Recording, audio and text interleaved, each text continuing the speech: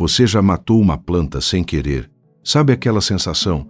Você compra uma planta linda, cheia de esperança, coloca dentro de casa ou numa varanda que não pega sol, e dias depois, ela começa a murchar. As folhas ficam amarelas. Ela vai murchando devagar, como se estivesse desistindo de você. E aí vem aquela culpa. Sou péssimo para plantas. Não tenho mão verde. Não sei cuidar de nada vivo. Eu já senti isso, muitas vezes. Mas e se eu te dissesse que o problema nunca foi você? E se o problema fosse simplesmente que ninguém te ensinou quais plantas são feitas para sobreviver exatamente onde você mora? Sem sol direto, dentro de casa, em ambientes fechados, em cantinhos que parecem escuros demais para qualquer coisa crescer. Porque essas plantas existem e elas são mais fortes, mais resistentes e mais bonitas do que você imagina. Hoje eu vou te mostrar as 9 plantas que vão mudar a sua relação com a jardinagem para sempre. Mas antes de apresentar cada uma delas, existe uma planta aqui, nessa lista que a maioria das pessoas joga fora, achando que está morta. Elas arrancam, jogam no lixo e vão comprar outra. E aí ficam se perguntando por que não conseguem manter nada vivo. Fica comigo até o fim desse vídeo, porque eu vou te mostrar qual é essa planta, o que você deve fazer quando ela parece estar morrendo, e porque, na verdade, nesse momento ela pode estar passando pelo processo mais importante da sua vida. Vamos começar com uma pergunta simples. Por que tão pouca luz dentro de casa? A maioria das pessoas não para pensar nisso, mas a realidade dos apartamentos e casas modernas é que elas foram projetadas para proteger do calor, da chuva e do vento, não para deixar a luz do sol entrar livremente. Janelas pequenas, paredes grossas, prédios ao redor que bloqueiam a luz natural, corredores sem ventilação, banheiros sem janela, salas que recebem luz só de manhã ou só de tarde. E nesses ambientes, a maioria das plantas simplesmente não sobrevive. Mas aqui está o dado que mudou a minha visão sobre tudo isso. Segundo pesquisadores da NASA, isso mesmo, da NASA, certas plantas são capazes de prosperar com luminosidade indireta e, ao mesmo tempo, filtrar toxinas do ar interior como benzeno, formaldeído e tricloroetileno. Um estudo publicado em 1989, chamado de Clean Air Study, demonstrou que plantas comuns conseguem remover poluentes do ar interno de forma significativa.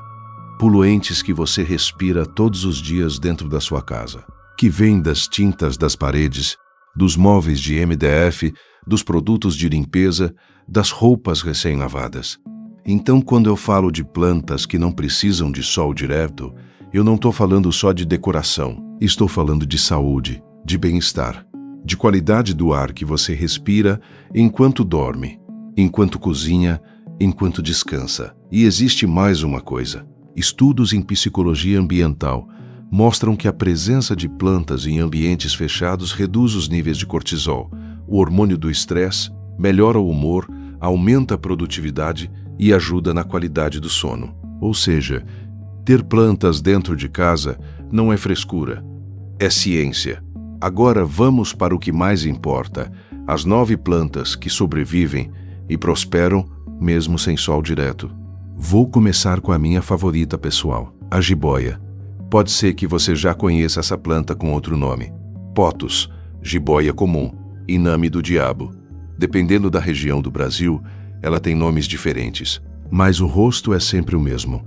Folhas em formato de coração, verdes com manchas amareladas ou brancas, num tom que parece quase brilhar mesmo em ambientes escuros. E é exatamente essa capacidade de brilhar no escuro que faz dela a rainha das plantas de interior. Para que serve, a jiboia é uma das plantas mais eficientes para a purificação do ar interno. No estudo da NASA que eu mencionei antes, ela aparece como uma das melhores para remover benzeno e formaldeído do ambiente. Além disso, ela é comprovadamente uma das plantas mais fáceis de manter vivas que existem no planeta. Não estou exagerando. Eu já vi jiboia sobrevivendo em potes sem drenagem, sem terra de qualidade, e em quartos quase completamente sem luz, regada raramente. Ela sobrevive. Como cultivar, a jiboia pode crescer de 2 formas, em terra ou em água. Em terra, use um vaso com furos de drenagem e uma mistura de terra vegetal com perlita ou areia grossa para garantir que a água não fique empoçada. Coloque em local com luz indireta. Ela tolera ambientes bem escuros, mas cresce mais bonita e vigorosa com luz filtrada. Em água, você pode colocar um galho com pelo menos 2 nós diretamente em um recipiente com água limpa. Ela vai criar raízes em poucos dias. Troque a água a cada semana. Como usar no ambiente? A jiboia tem um comportamento que poucas plantas têm. Ela cresce para cima e para baixo. Você pode cultivá-la num vaso suspenso, deixando as hastes caírem como uma cortina verde, ou colocá-la num suporte e deixar que ela escale uma parede ou uma estante. Ela cria uma sensação visual de natureza, tomando conta do espaço. E isso é tudo que um ambiente frio e moderno precisa. Alertas de segurança. Atenção! E isso é importante. A jiboia é tóxica para gatos e cães. Se você tem pets, coloque-a em lugares inacessíveis e lave as mãos após manusear, pois a seiva pode causar irritação na pele em pessoas sensíveis. Se existe uma planta que representa a resistência absoluta, é a espada de São Jorge. Ela também é conhecida como língua de sogra, planta cobra, snake plant. E cada um desses apelidos carrega uma verdade. Ela é implacável. Ela não desiste. Ela sobrevive onde outras plantas simplesmente morrem. Eu tenho uma espada de São Jorge no meu escritório faz mais de 3 anos. Já passei semanas sem regá-la. Já esqueci dela completamente. E ela continua lá, firme, ereta, com aquelas folhas verticais e riscadas que parecem saídas de um design japonês. Para que serve? Além de ser uma das melhores purificadoras de ar, a espada de São Jorge tem uma característica raríssima entre as plantas. Ela faz fotossíntese à noite. Enquanto a maioria das plantas libera dióxido de carbono durante a noite, ela continua absorvendo o coto e liberando oxigênio. Isso a torna ideal para quartos de dormir. Ela melhora a qualidade do ar enquanto você dorme. Como cultivar, ela aceita quase qualquer tipo de solo, desde que drenagem. O erro mais comum com a espada de São Jorge é regar demais. A raiz apodrece rapidamente se o solo ficar encharcado. A regra de ouro: só regue quando o solo estiver completamente seco. No inverno, isso pode significar regar apenas uma vez por mês. No verão, talvez a cada 10 ou 15 dias, ela suporta luz baixa, mas cresce melhor com luz indireta intensa. Evite sol direto forte, que pode queimar as folhas. Como usar no ambiente? A espada de São Jorge tem uma presença forte e arquitetônica. Ela fica muito bem em cantos de salas, entradas de apartamentos, corredores. Uma única planta grande, num vaso simples, já cria um impacto visual imenso. Alertas de segurança. Assim como a jiboia, ela é levemente tóxica para pets. Nada grave, mas pode causar náuseas e vômito se ingerida por gatos ou cães. A costela de Adão. Se você passou os últimos anos olhando para a decoração de interiores, seja no Instagram, no Pinterest ou em qualquer revista, você já viu ela. Ela é aquela planta com folhas enormes, recortadas, com furos naturais que parecem esculpidos à mão. Ela virou símbolo de um estilo de vida e faz sentido. Ela é visualmente extraordinária. Mas o que a maioria das pessoas não sabe é que ela é muito mais fácil de cuidar do que parece. Para que serve? A costela de Adão cria uma presença visual que transforma qualquer espaço. Além da estética, ela umidifica o ar ao liberar vapor d'água pelas folhas, um processo chamado transpiração vegetal. Isso a torna ideal para ambientes secos, especialmente durante o inverno, quando o ar fica muito seco por causa do ar-condicionado ou aquecimento. Como cultivar, ela precisa de luz indireta intensa. Não tolera bem ambientes muito escuros por longos períodos. Mas o sol direto queima as folhas. O lugar ideal é próximo a uma janela que receba luz natural, mas sem que os raios solares batam diretamente na planta. Use substrato bem drenado, Mistura de terra com carvão vegetal e perlita funciona muito bem. O vaso deve ter furos de drenagem. Regue quando o centímetro superior do solo estiver seco. No calor, talvez uma vez por semana. No inverno, menos. Um truque que poucos falam. A costela de Adão adora borrifadas de água nas folhas, especialmente em dias secos. Use uma garrafinha borrifadora e umedeça as folhas levemente. Ela vai crescer mais vigorosa e as folhas vão brilhar. Como usar no ambiente uma costela grande, em vaso com suporte, vira o ponto focal de qualquer sala. Ela também cresce muito bem com tutores. Aquelas hastes de coco que a ajudam a crescer para cima. Plantas mais velhas desenvolvem folhas com furos ainda maiores e mais dramáticos. Alertas de segurança, tóxica para pets e levemente irritante para humanos. A seiva pode causar irritação se entrar em contato com olhos ou boca. Agora, chegamos a uma planta que parece artificial, de tão perfeita, a Zamioculca. Folhas pequenas, brilhantes, perfeitamente simétricas, num verde tão intenso que parece plástico. E muitas pessoas, ao vê-la pela primeira vez, acham que é mesmo artificial. Mas não é, ela é real. E é provavelmente a planta mais resistente que existe para interior. Para que serve? A Zamioculca é praticamente indestrutível. Ela sobrevive com pouca luz, pouca água e pouca atenção. Ela acumula água e nutrientes nos seus tubérculos, estruturas subterrâneas que funcionam como reservatórios de energia. Isso significa que ela consegue sobreviver a períodos longos de esquecimento. Ela é a planta perfeita para quem viaja com frequência, para escritórios, para ambientes com iluminação artificial. Como cultivar solo bem drenado, vaso com furos, regue com moderação. Ela prefere ser subregada encharcada. Em ambientes de baixa luminosidade, regue ainda menos. Evite mudá-la de lugar constantemente. A Zamioculca não gosta de instabilidade. Ela é uma planta de rotina. Coloque num local, deixe ela se adaptar e ela vai crescer tranquilamente. Como usar no ambiente? Por causa do seu visual limpo e simétrico, ela funciona muito bem em ambientes modernos e minimalistas. Em escritórios, decepções, quartos. Ela não ocupa muito espaço e cria um ar de elegância quase natural. Alertas de segurança: a Zamioculca é tóxica para pets e deve ser manuseada com cuidado. Após mexer nela, lave as mãos. Não leve as mãos ao rosto. Chegamos ao meio da nossa lista com uma planta que não é só bonita, ela comunica. O lírio da paz. Sim, comunicar. Deixa eu explicar. O lírio da paz é uma das plantas mais honestas que conheço.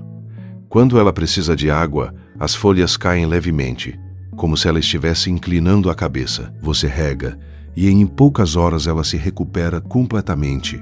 Ela te avisa quando precisa de cuidado. Isso a torna perfeita para quem está começando no mundo das plantas.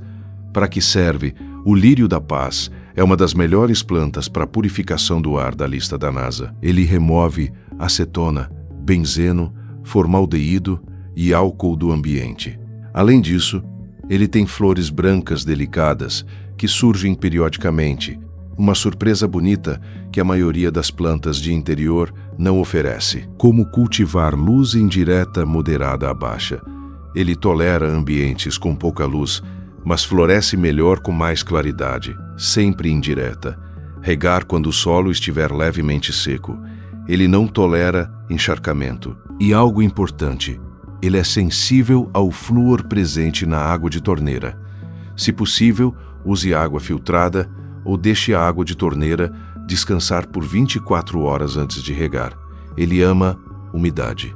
Borrifadas nas folhas são bem-vindas. Em ambientes muito secos, considere colocar um pratinho com pedras e água embaixo do vaso. A evaporação cria um microclima mais úmido ao redor da planta. Como usar no ambiente? O lírio da paz fica lindo em banheiros com janelas, onde a umidade do banho beneficia a planta. Em quartos e salas. As flores brancas criam um contraste elegante com o verde escuro das folhas. Alertas de segurança. Tóxico para pets. Pode causar irritação bucal se ingerido. Vamos falar de algo diferente. Uma palmeira que vive dentro de casa. A palmeira de bambu, também conhecida como palmeira de interior ou chamedória, é uma das poucas palmeiras que realmente prospera com pouca luz.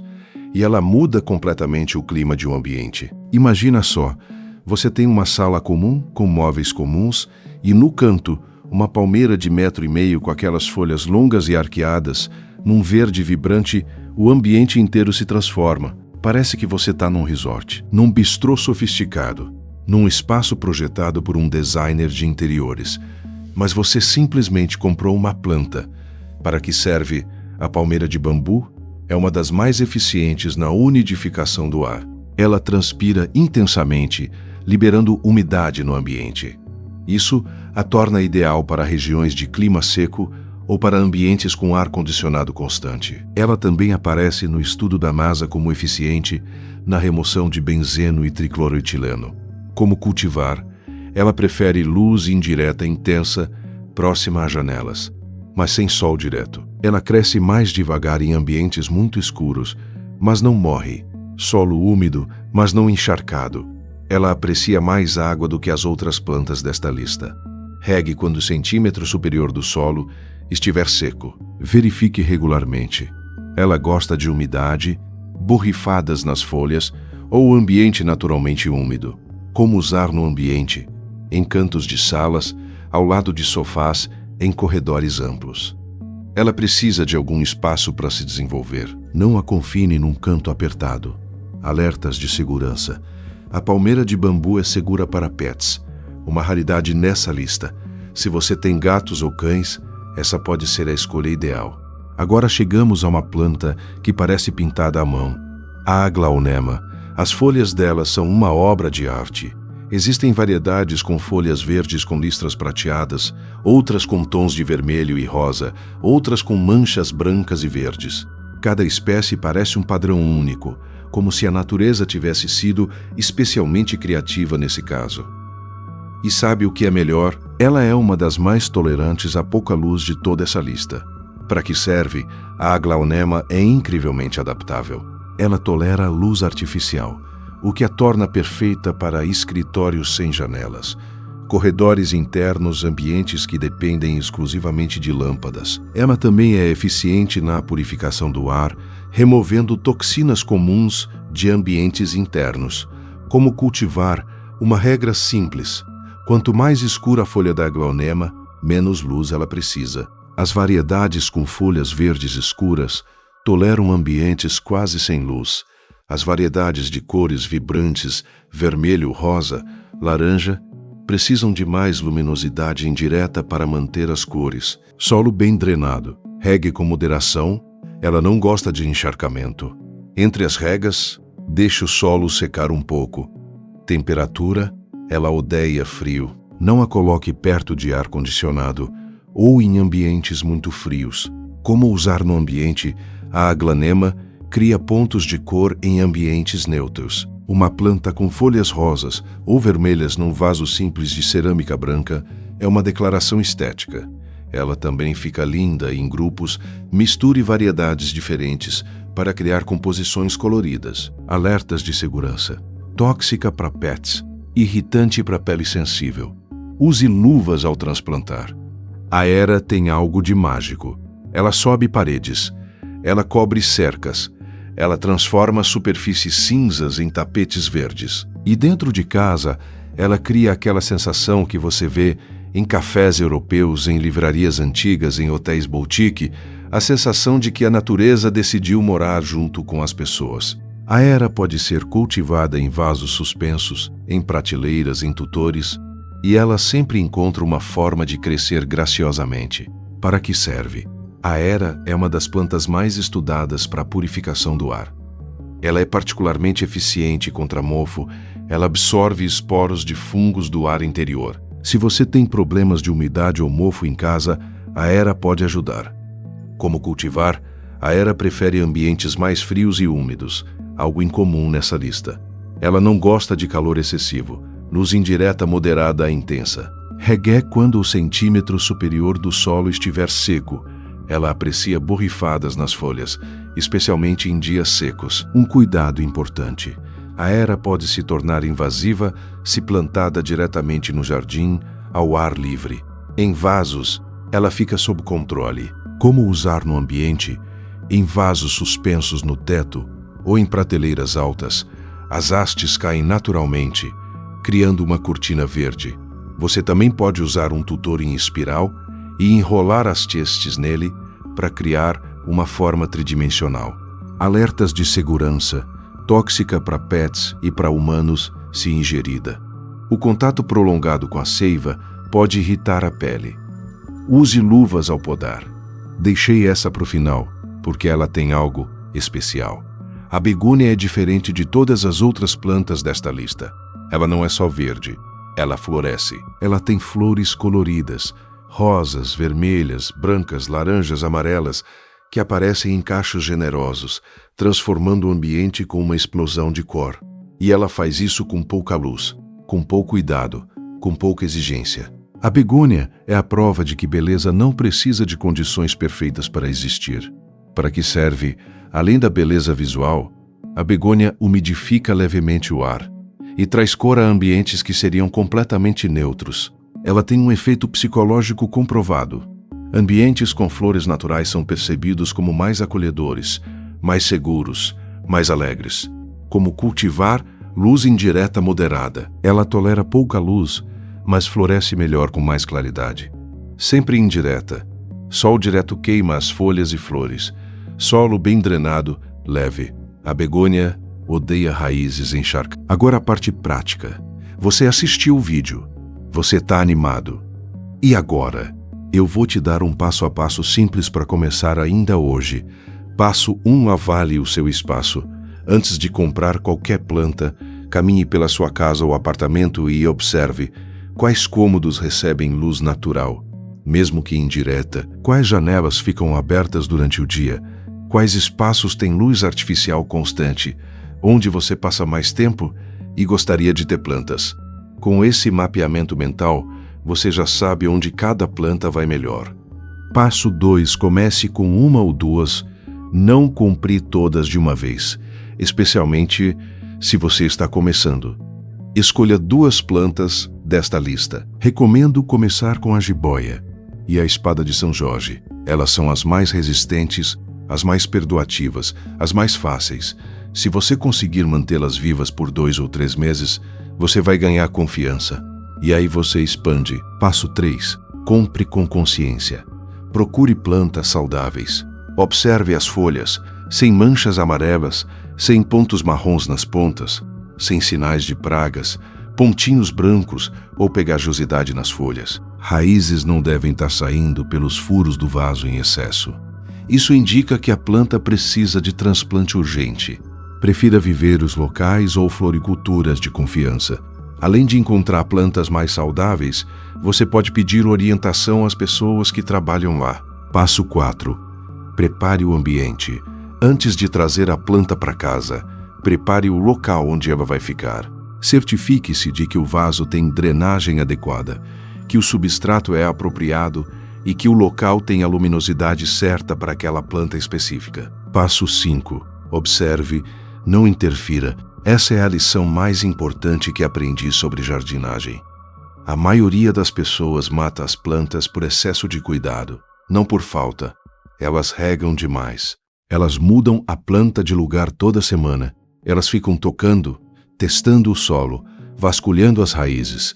As plantas precisam de estabilidade, de rotina, de tempo. Observe sua planta, aprenda a linguagem dela.